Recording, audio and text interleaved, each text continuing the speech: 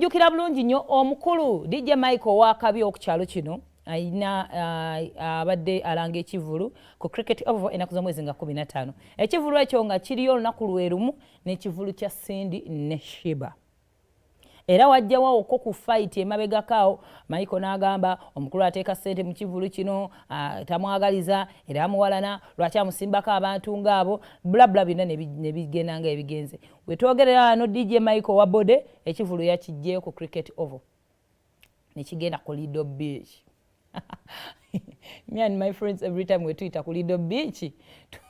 tujita DJ Michael aina akayimba kana Lido Beach zenda kula manyino na beach yiye so yazzeeyo gye bamutegeera gye bamumanyi yategedde bulungi nnyo guno omuzannyo tegugwa. However olugambo olubadde luli ku street lubadde lulaga ti DJ Michael tasasulaga ku cricket over just abadde ayisaawo show ye naye yennyini abadde agimanyi tesobola omumegga n'akola ki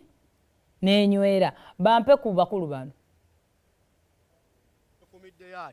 ekyo kye neebuuza Eddie olaba Katonda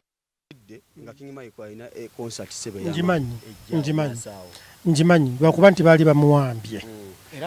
omanyi Michael alina obuzibu bumu nti muntu mulamu nnyo ensi ya Uganda teyagala muntu mulamu kati Michael ali too human era nze Michael simanyi bwewawangaala ng'oli sita oli too human kwegamba tayagala sika muguwa obagira nga bigende era nze newunya Michael engeri gyawangalidde mu bwa star nga muntu mulamu bwati yeekumiddeyo atya ekyo kye neebuuza. Eddie olaba Katonda mulungi nnyo nti nkusanze wano naawe divorce nenkusanga kati nga sinakola press conference Katonda nnyambye Eddie n'ayogera ekintu ekindi ku mutima nti nze ndi muntu agamba ekyo kikole ki era shona gijeeyo amawulire gasoose kufulumira wano osoose kukifuna era eno breaking n'abalala bajja kukola kikugifuna nagambye sigenda kusika muguwa nga bwakigambye wambasanze muli babiri nze siri muntu wa ntalo bali bakyala okitegedde bakulembeze ba bibiina ebitwala abayimbi omuntu abataddemu ssente okukola sheeyo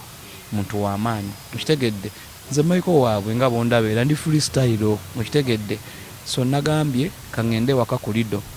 gye natandikira ebintu bino byonna abantu bye bandaba okufuuka kyendi natandikira ku Lido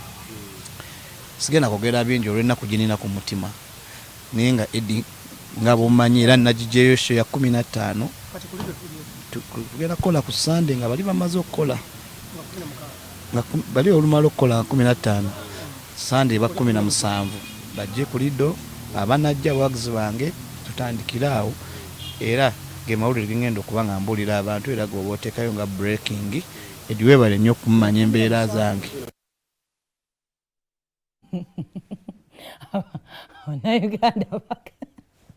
King Michael kaya detamanyi nti show tanagijjayo Uganda bali bakimanya ino gijjayo naye abantu muli bantu babi ade ewakanya naye adai naye gwe inasooka kufuna bizibu ki King Michael kitemwagire nga mwawagidde gundi yani clever je omusajja naye abadde mu industry endonga agikubye bane King Michael wa Bode King Michael avuga bezi adai King Michael wa Bode wamagenda kweno no Lido simanye golaji no Lido eyo yekumanyidde naku joyino kuba kiro na misano giddemo giyungu muzeye jaberawo naye Lido negana okujjula bana Uganda omusajja yekaje yekutteko mugenda ku Lido mwagire King Michael wa Bode sajja mumuleka neno byalwanye nabe biyitirivu oli namwanya obuntu bulamu nembunonya ebumuvanga sibu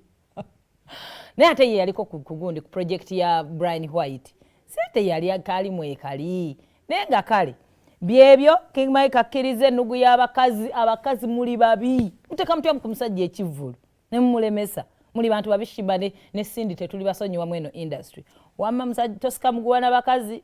baleke yena ku Lido kumanyidde ennaku tulabe kye kinagwa naye kizibu nayo okuvaamu naye nga kale